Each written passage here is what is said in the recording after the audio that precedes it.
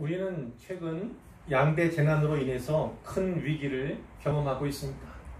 하나는 코로나19 바이러스의 전 세계적인 확산, 그리고 이에 따른 우리나라의 위기 상황이죠.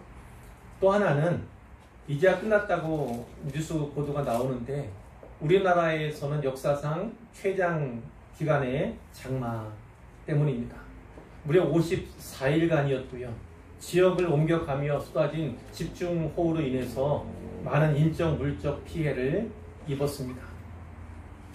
이런 시국을 지나면서 또 나라 경기에도 살림도 너무나 어려워졌고요.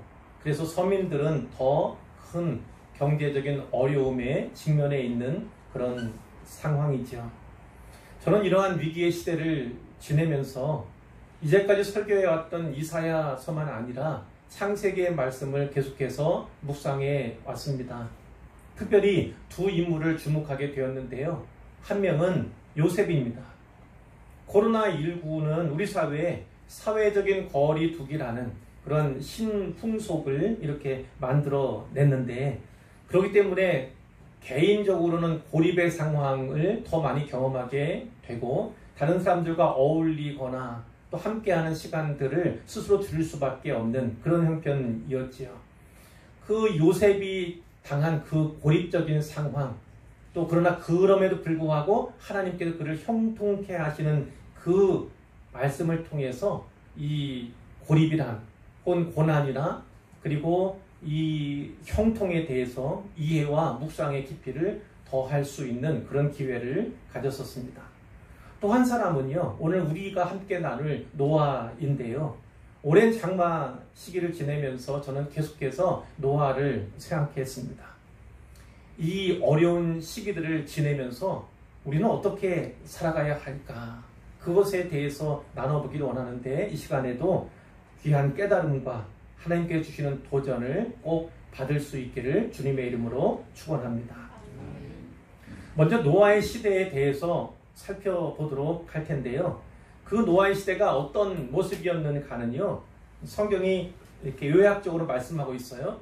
6장 11절 12절 말씀을 보시면요, 6장 11절 12절 말씀, 이런 말씀이 있어요. 그때 온 땅이 하나님 앞에 부패하여 포악함이 땅에 가득한지라. 하나님이 보신즉 땅이 부패하였으니 이는 땅에서 모든 혈육 있는 자의 행위가 부패함이었더라. 이렇게 말씀하고 있습니다. 11절과 12절 두 절에서 이 부패라고 하는 단어가 핵심적인 단어죠. 핵심적인 이 단어가 3번이나 나온 것을 보게 됐습니다. 하나님께서 보시기에 진짜 이 땅이 부패했구나, 썩었구나, 이렇게 보셨다는 거예요. 근데 그 이유가 무엇이냐면 바로 사람 때문이었다는 거죠. 사람은 특별한 존재로, 특별한 사명을 지닌 자로서 창조가 되었어요. 하나님께서 만드신 모든 우주 만물을 다스리는 자, 청지기의 사명을 감당해야 할 자가 바로 사람들이라는 거죠.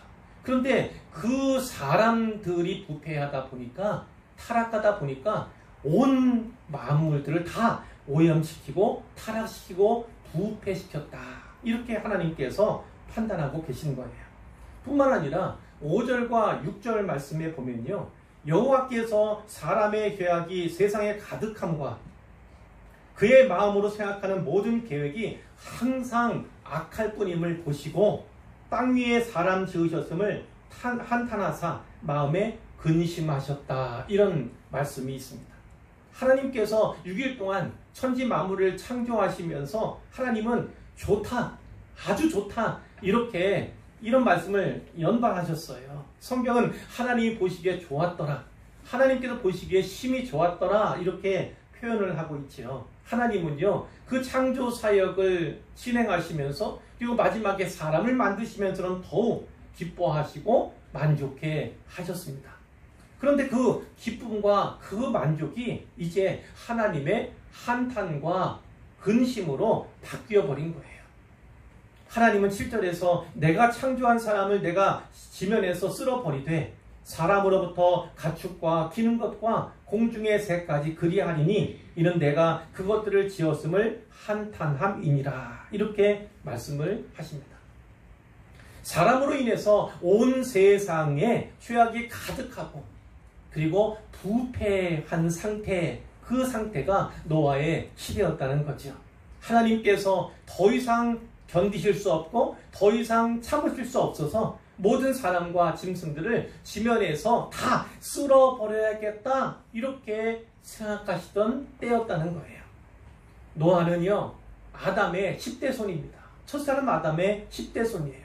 물론 초기의 사람들이 오늘날과 같지 않지요. 매우 장수했어요. 아주 오래오래 살았습니다. 그러나 어쨌든 불과 아담 이후 10대 만에 온 땅이 다 부패하고 말았다는 것입니다. 첫사람 아담의 타락은 이제 회복 불가능한 상태로까지 진행이 되어서요. 인류의 전적인 부패로까지 이어지게 된 것입니다. 자, 노아는 이런 시대를 살았는데 이런 시대를 살았던 노아는 어떤 사람일까? 그것을 성경을 통해서 먼저 확인해 보고자 합니다. 첫째로요. 노아는 여호와께 은혜를 입었습니다. 여호와께 은혜를 입은 자라는 거예요. 6장 8절에 보니까 그러나 이러한 세상에서도 하나님의 심판이 예고된 그런 상황 가운데서도 노아는 여호와께 은혜를 입었더라. 이렇게 성경이 말씀하고 있죠. 자, 이 노아가 하나님께 받은 은혜가 무엇인가를 제가 몇 가지로 요약해 보았습니다. 첫 번째는 그가 하나님께 의인으로 의로운 자로 발견되었다는 거예요. 그리고 하나님과 동행하던 자였다는 사실입니다. 6장 9절에 보니까 노아는 의인이요 당대의 완전한 자라 이렇게 표현하고 있어요. 노아는 의인이었다는 겁니다. 의로운 사람이었다는 거예요. 그러나 역시 우리가 묵과해서는 안 되는 건 이 의인은요 완전한 의를 말하는 것이 아니라 당대의 의, 다른 사람들보다는 뛰어난 그러니까 상대적인 의를 말하는 거예요. 완전한 의를 말하는 것은 아닙니다. 자, 7장 1절에도 보면 하나님이 노아에게 이렇게 말씀하세요. 이 세대에서 네가 내 앞에 의로움을 내가 보았음이니라 이런 말씀을 하십니다.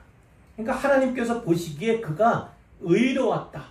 하나님 앞에서 의롭게 행했다는 것을 하나님께서 인정해 주셨다는 말씀이에요. 자, 6장 9절 뒷부분에 보면 그런 하나님과 동행하였으며 이런 표현도 나옵니다. 이 동행 그러면 누가 생각납니까? 그 선조인 에녹이 생각나죠. 에녹은 하나님과 동행했어요. 하나님께서 그와의 교제를 너무나 즐거워하시고 그를 너무나 사랑했던 나머지 죽음을 보지 않고 그를 하늘로 데려가셨다. 이렇게 성경이 증언하고 있는데 이 동행이라는 것은 우리가 동행한다는 거 알잖아요. 자, 동행할 때 같이 걸어간다. 또 보폭을 맞춰 간다. 그래서 모두 동행이라는 표현을 쓰지는 않습니다. 마음이 맞아야 하는 거고요. 마치 친구와 같은 그런 그 상황, 관계여야 한다는 그것을 전제로 하는 것이죠. 그러니까 이 노아는 에녹처럼요. 하나님과 친밀한 교제를 나눈 사람이다. 이렇게 증언하고 있는 것입니다. 자, 두 번째로요. 하나님께서 노아에게 심판을 경고하셨다는 거예요. 다른 사람들에게는 그렇지 않았는데 이 노아에게만은 심판하실 것에 대해서 알려주셨다는 그런 말씀이죠. 6장 13절에 보니까요. 하나님이 노아에게 말씀하셨어요. 모든 혈육 있는 자의 포악함이 땅에 가득하므로 그 끝날이 내 앞에 이르렀으니 내가 그들을 땅과 함께 멸하리라. 내가 홍수를 땅에 일으켜 무릇 생명의 기운이 있는 모든 육체를 천하에서 멸절하리니 땅에 있는 것들이 다 죽으리라. 하나님께서 그분의 뜻과 그분의 계획에 대해서 이 노아에게 예고해 주셨다는 거예요. 노아에게만 예고해 주신 거지요.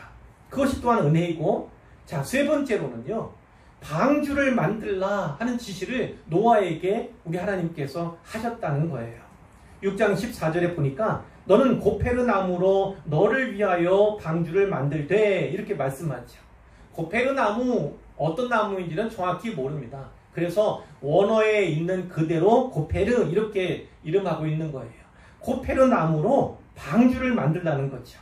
뿐만 아니라 그 방주 안에 여러 칸들을 만들어라. 그리고 물이 새지 않도록 그 안과 밖에는 역청을 칠해라. 이렇게 말씀하죠.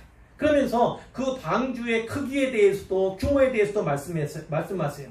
길이는 300규빗, 너비는 50규빗, 높이는 30규빗 이렇게 하나님께서 정해 주신다고요.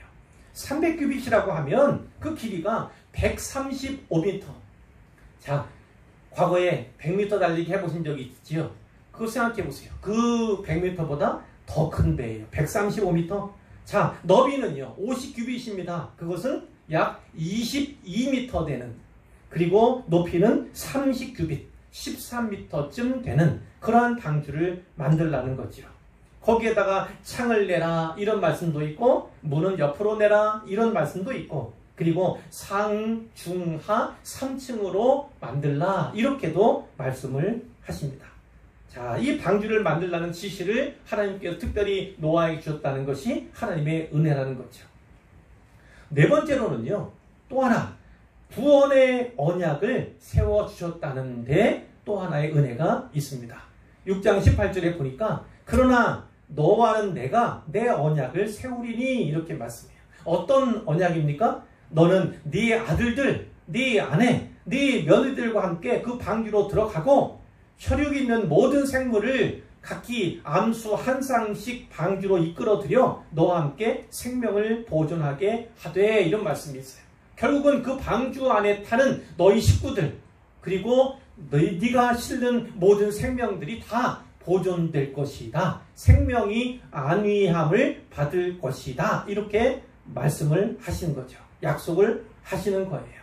자, 뿐만 아니라 이 모두가 멸절된 그런 상황이라면 결국 하나님께서는 어떤 말씀을 주시는 겁니까? 아담에게 주셨던 창조 시에 아담에게 주셨던 그 약속과 그 명령에 대해서 다시 노아에게 약속하시고 명령하실 것에 대해서 우리가 짐작할 수가 있는 것이죠. 자, 7장 2절로 3절에 보면요, 좀 더 구체적인 설명이 나와 있습니다. 모든 정결한 짐승은 암수 7씩, 부정한 것은 암수 2씩을 내게로 데려와라. 공중의 새도 암수 7씩을 데려와라. 그 씨를 온 지면에 유전하게 하라. 이렇게도 말씀을 해주시죠. 네 생명을, 또 너와 함께 있는 모든 것들의 생명을 보호해 주시겠다. 그리고 아담과 같은 그 약속을 너에게 하겠다. 이렇게 우리 하나님께서 언약해 주셨다는 거예요. 노아는 여호와 하나님께 이와 같은 은혜를 입었습니다. 둘째예요. 큰 둘째입니다. 하나님의 경고와 지시에 노아는 믿음으로 순종하고 준행하였습니다. 자, 6장 22절에 보니까요, 노아가 그와 같이 하여 하나님이 자기에게 명하신 대로 다 준행하였더라. 이런 말씀이 있어요. 하나님께서 노아에게 명령하신 그것들을 다 준행했다. 이렇게 말씀하고, 또 7장 5절에도요, 노아가 여호와께서 자기에게 명하신 대로 다 준행하였더라. 이렇게 또 말씀한다고요. 그러니까 하나님께서 보시기에 그가 하나님께서 말씀하신 모든 것을 순종하고 받아들였다. 다 실천했다. 준행했다. 이렇게 말씀하고 있는 것입니다. 여러분, 노아가 이처럼요, 하나님의 이 지시와 이 경고의 말씀에 순종하고 그 말씀을 준행하는 것이 쉬운 일이었겠습니까? 결코 그렇지가 않습니다.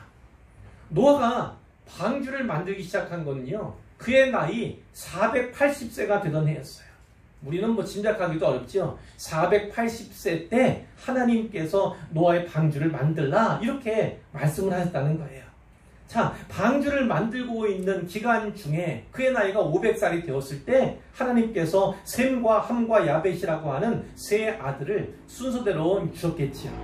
자, 그리고 그들이 장성한 후에는 장가를 들어서 각자의 아내를, 자, 며느리를 다 맡게 되었습니다.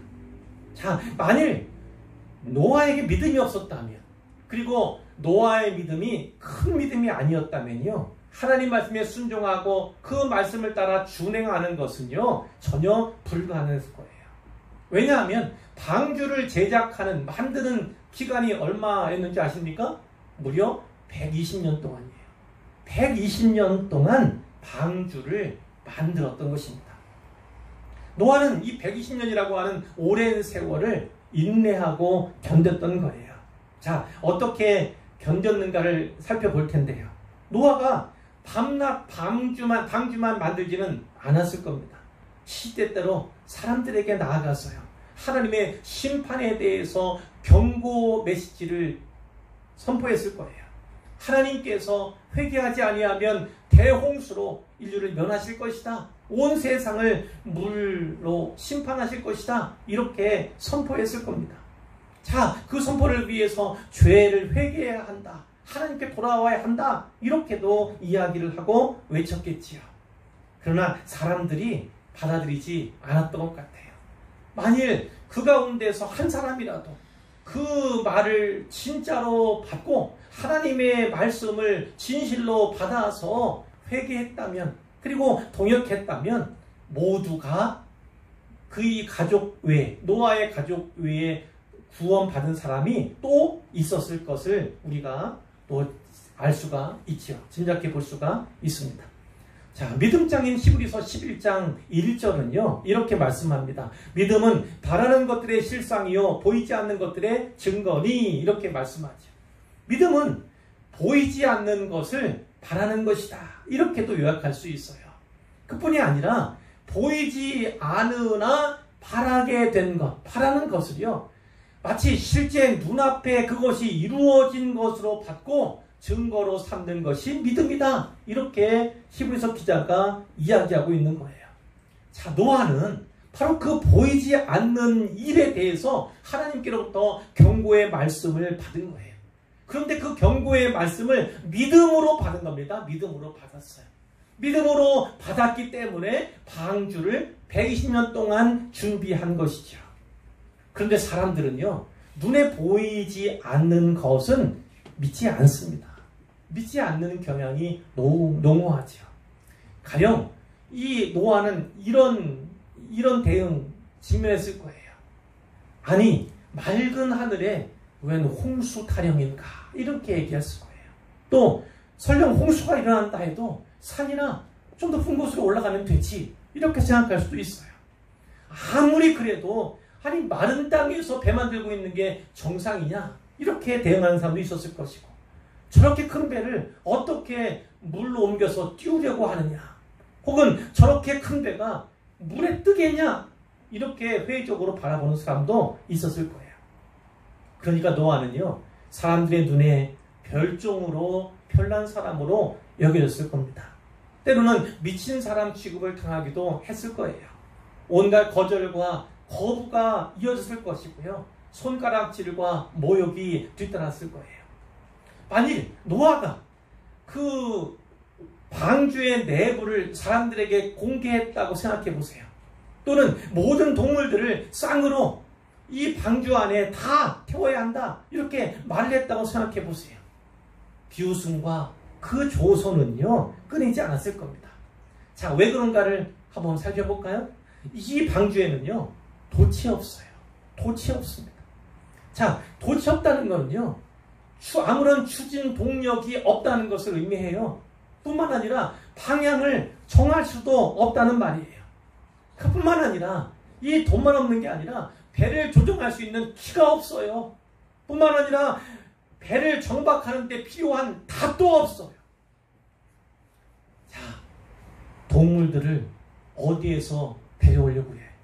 어떻게 태우려고 그래? 이렇게 생각했죠. 그래, 양, 그래, 닭, 그래, 말, 닭, 소, 뭐 이런 것들은 실을 수 있다고 치자. 그럼 사자는 어떻게? 코끼리는 또 어떻게 실을 거야? 하마는 또 어떻게 실을 거니? 이렇게요. 또 하늘에 날아다니는 새들과 날짐승들을 네가 어떻게 태울 수가 있겠어? 이렇게 얘기했을 거라고요. 근데 하나님께서는요, 이렇게 말씀하셨다고요. 새가 그 종류대로, 가축이 그 종류대로, 땅에 기는 모든 것이 그 종류대로 각기 둘씩 4개로 나오리니, 이렇게 말씀했어요. 노아가 태울 일이 아닌 거예요. 노아는 나오면 그를 그냥 싣기만 하면 되는 거예요. 어디 배치만 하면 되는 거예요. 하나님께서 그들을 다 데려 오시고 그들이 자기 발로 걸어오도록 그렇게 조치하실 것에 대해서 말씀을 하신 것입니다.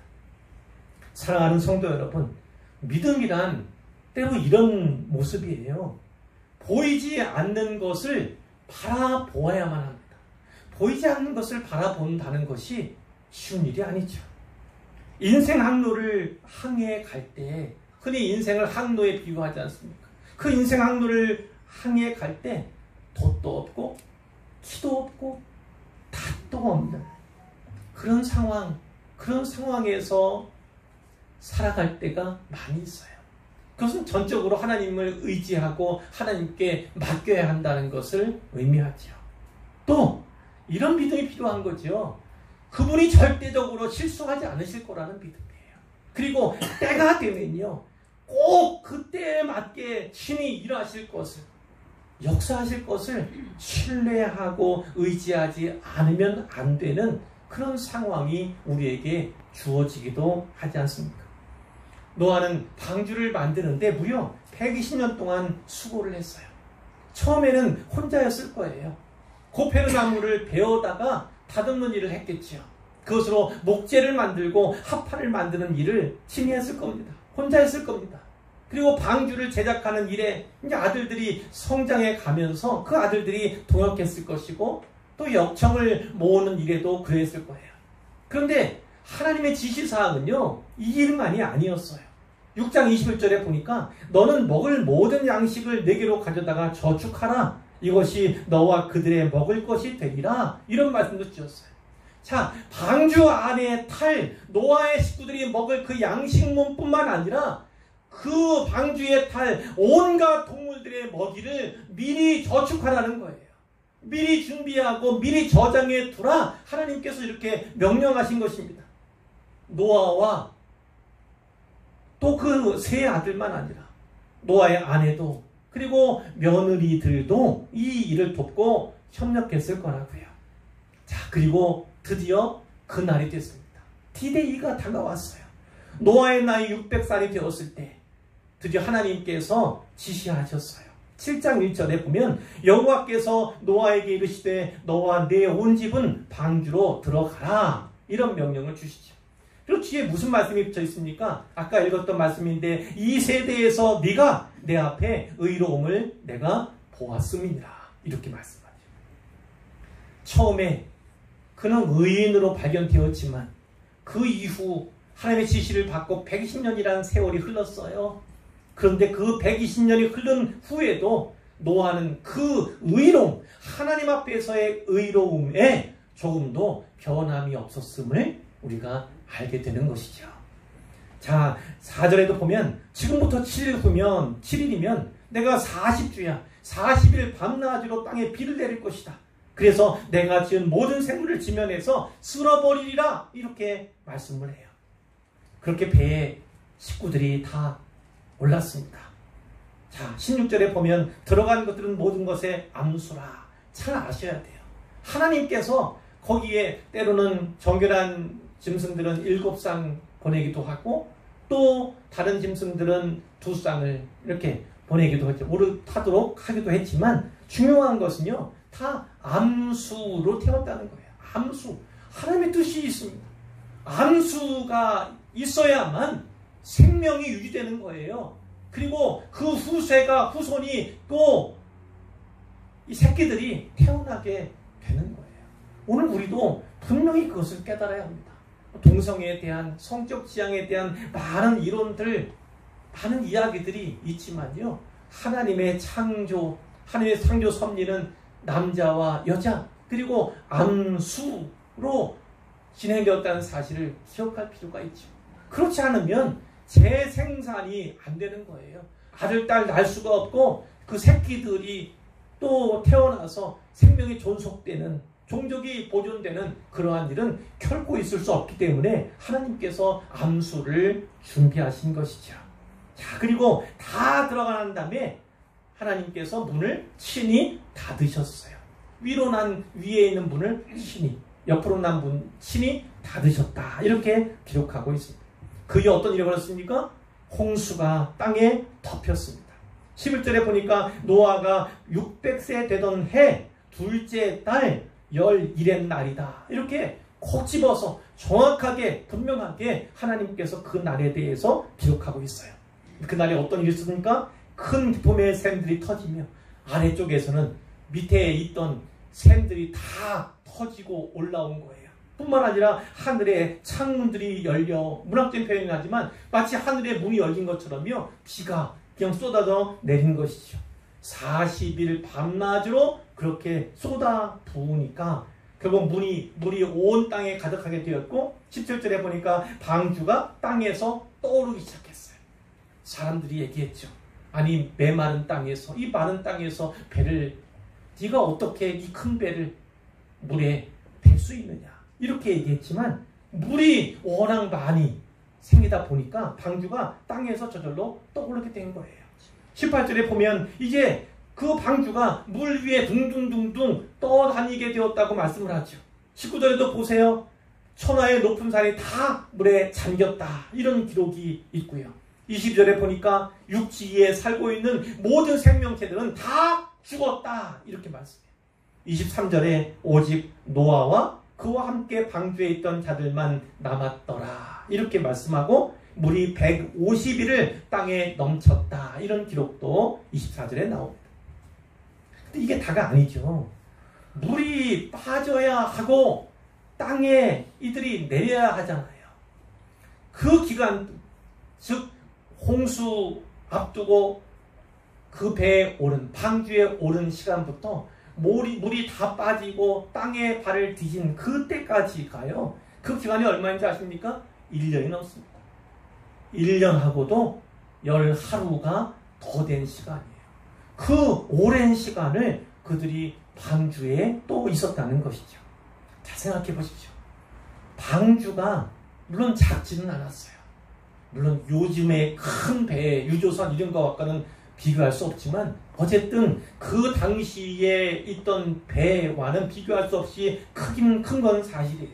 하지만요, 거기에는 8사람만 타고 있었던 것이 아니라 온갖 가축들과 무수한 들짐승과 날짐승들이 함께 타고 있었다고요. 그러니까 거주 공간을 따지자면 그리 넓다고 말할 수는 없는 그런 공간이에요. 그 곳에 노아와 식구들만 아니라 식구들, 함께하는 그 모든 것들이 있는데, 자, 노아 또 그 식구들이 그냥 무슨 여행하듯이 그렇게 즐기듯이 타고 있는 것이 아니에요. 방주 안에서 그들은 진짜 죽을 고생한 겁니다. 죽을 고생. 뭐 했습니까? 동물들, 그 많은 동물들 다 먹였지요. 먹으면 싸잖아요. 그러면 다 치워야 하지 않겠습니까? 그 정해진 밀폐된 공간에 그 많은 것들이 있고 그것들이 배설하는 그 배설물이 있다면 그 냄새가 얼마나 고약하고 얼마나 견디기가 어렵겠습니까? 사랑하는 성도 여러분, 믿음은 이처럼 하나님의 뜻과 그분의 계획을 의지하고 신뢰하면서 동시에 수고하고 헌신하고 참고 견디는 것이므로요, 꼭 기억하시길 바랍니다. 세 번째입니다. 큰 셋째인데, 하나님은 노아를 기억하셨어요. 하나님 노아를 기억하셨습니다.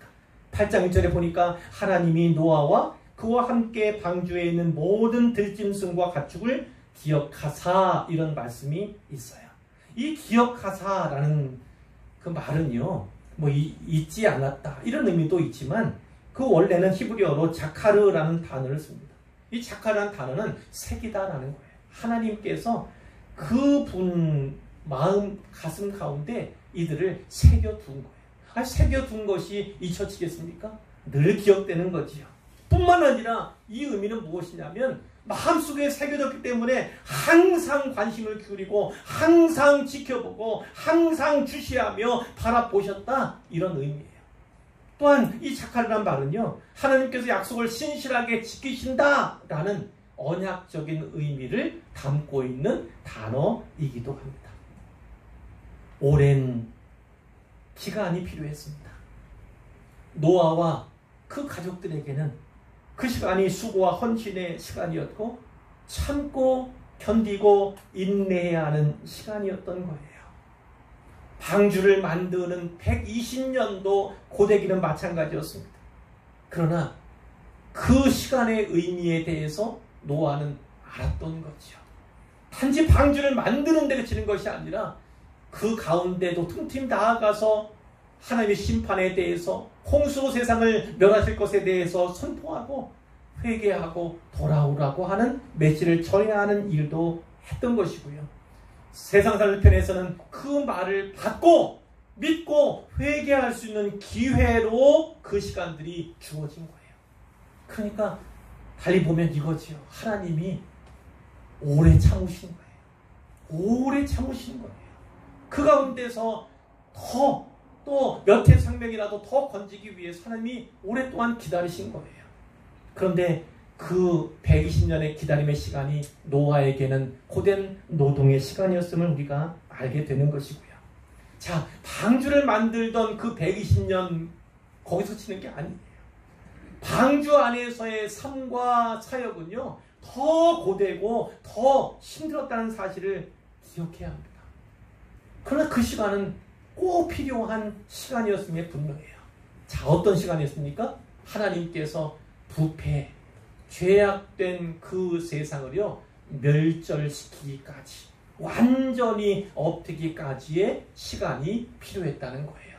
그것이 1년여의 시간이었고, 뿐만 아니라 하나님은 그 시간을 통해서 새 창조, 아담으로 말미암아 타락한, 그리고 이 멸망할 수밖에 없는 세상, 그 이후 새로운 창조를 준비하는 시간이었음을 우리가 알게 되는 것이죠. 그러니까 하나님의 일하심이 인생에게는요, 너무나 고통스럽고 고되고 힘든 그런 시간일 수도 있어야 해요.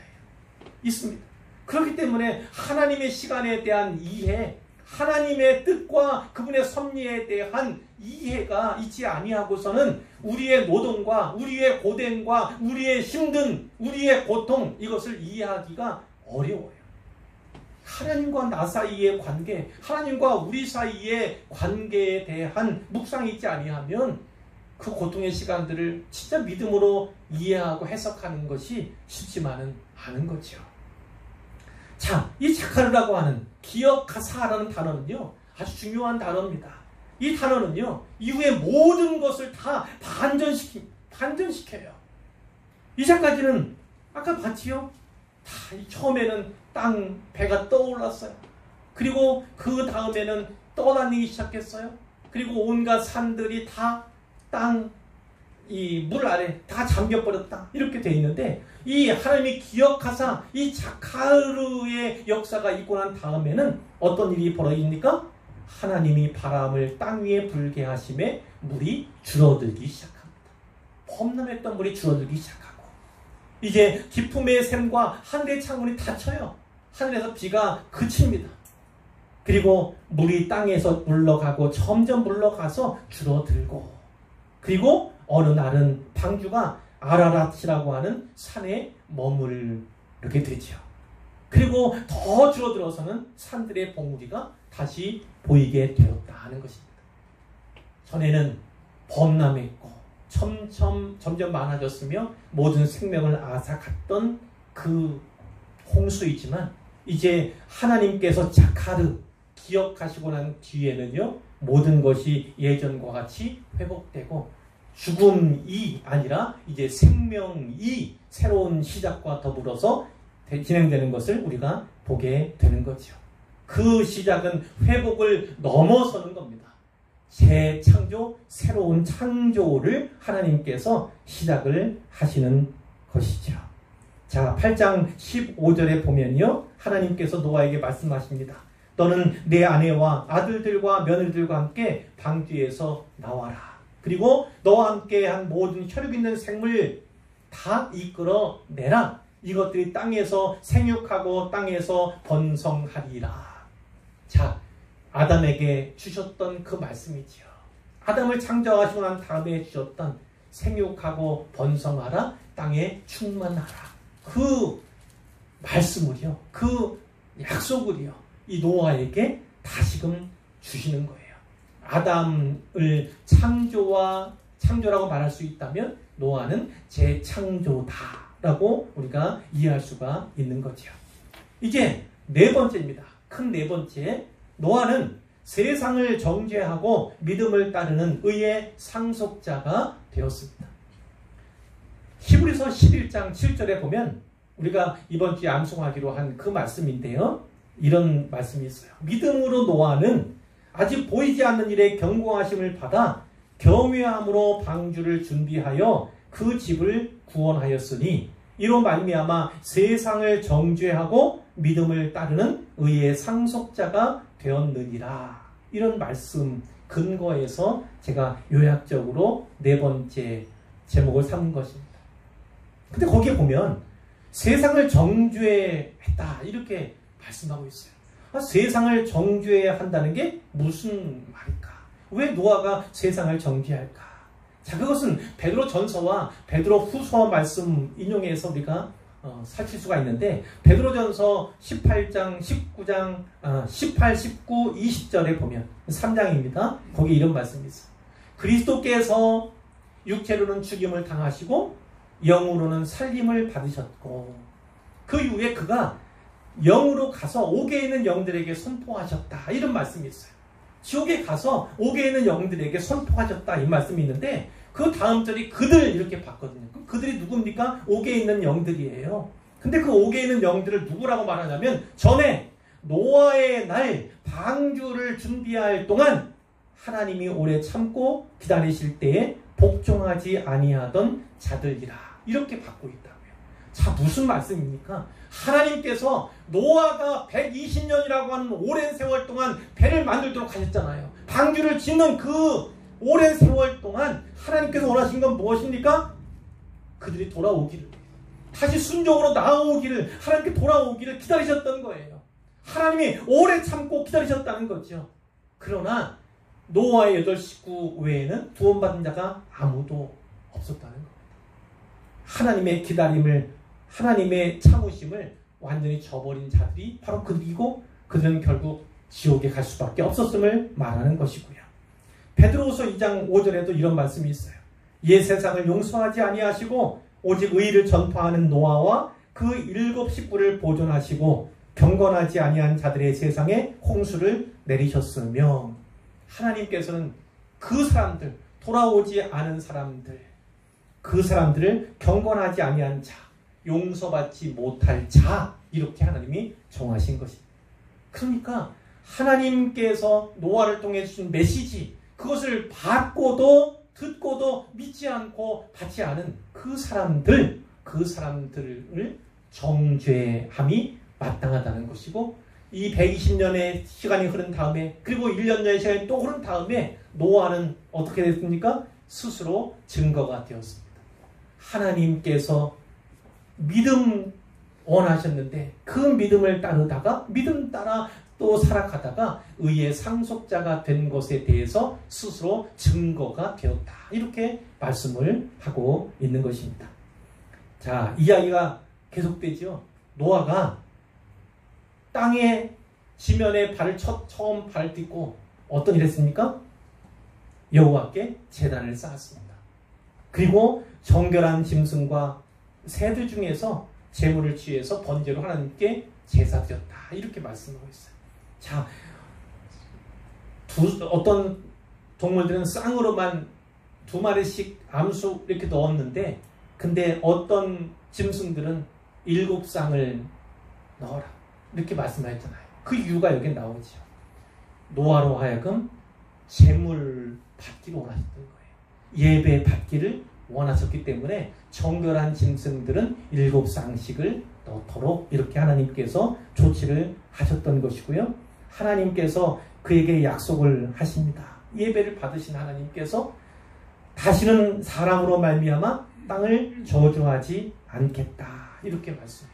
물로 심판하지 않겠다. 이렇게 말씀을 하십니다.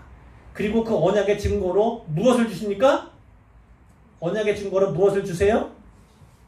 무지개를 주세요. 무지개. 근데 오늘날 이제 9월이면 퀴어 축제라고 하는 동성애자들의 그 망나니 짓이 또 시작될 텐데요. 올해도 어김없이 막지 않는 한은 하겠지요. 그런데 그들이 어떤 기호로 삼는 것이 무엇입니까? 바로 무지개예요, 무지개. 물론 빨주, 노초, 파란포, 형형 색깔, 그래서 다양성에 대한 의미를 무지개가 담지만 하나님께서 이 심판, 다시는 물로 심판하지 않겠다 하신 그 언약의 징표로 주신 것이 무지개예요. 그런데 언약과는 무관하고 오히려 하나님께서 동성애에 대해서 그러한 성적인 지향을 가진 자에 대해서 하나님의 심판을 말씀하셨다고요. 그런데 그 심판받을 자들이 이 언약의 증표로 받고 있다는 것, 삼고 있다는 것은 대단한 아이러니가 아닐 수가 없지요. 성경을 분명히 알고 그리고 성경을 오용하지 않아야 할 필요성을 우리가 더 알게 되지요. 노아는요, 홍수 후에 350년을 더 살았습니다. 그리고 950세가 되어 죽었더라. 이것이 노아에 대한 또 기사입니다. 이제 결론으로 몇 가지 말씀드리고 말씀을 맺을 텐데, 자, 첫 번째는 이겁니다. 노아의 때를 기억하자는 거예요. 노아의 때를 기억하자. 예수님께서는 복음서에서요, 마태복음 24장과 누가복음 17장인데요, 이렇게 말씀하셨습니다. 24장 36절에 그러나 그 날과 그때는 아무도 모르나니 하늘의 천사들도 아들도 모르고 오직 아버지만 아시느니라. 우리 주님이 다시 오실 재림의 날을 말씀하시는 거예요. 그 재림의 날은 아무도 모른다. 나도 모른다. 천사들도 모른다. 하나님 아버지만 아신다. 이렇게 말씀하셨어요. 그 다음에 뭐라고 말씀하냐면 노아의 때와 같이 인자의 임함도 그러하리라 이렇게 말씀해요. 인자의 임함은 주님이 다시 오시는 그날을 말해요.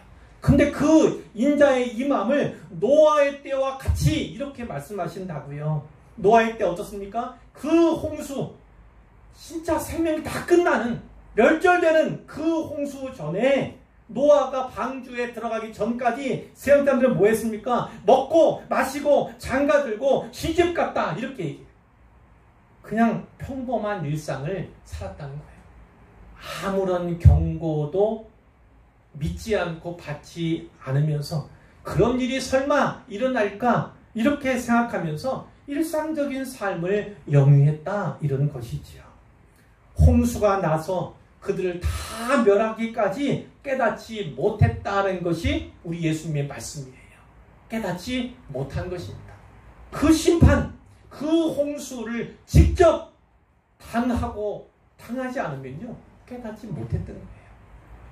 근데 예수님이 뭐라고 말씀하냐면 인자의 임함도 이와 같으리라. 많은 사람들이 이 성경으로 말미암아 복음으로 말미암아 심판에 다시 오실 주님에 대해서 전하고 선포하고 있지만 그러나 많은 사람들이 깨닫지 못할 거라는 말씀이에요.